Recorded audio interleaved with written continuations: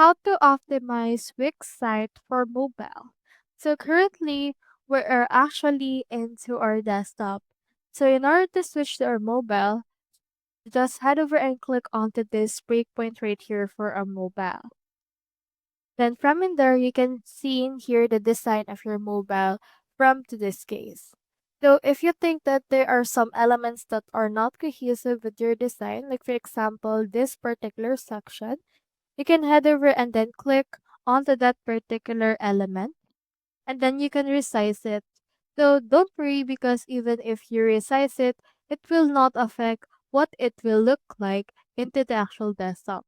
Even if you move things around, it will make no difference into the website.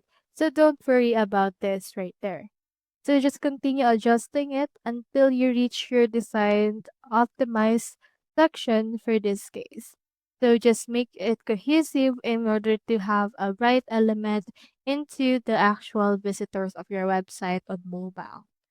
So that's how you optimize Wix site for mobile. Hope we helped.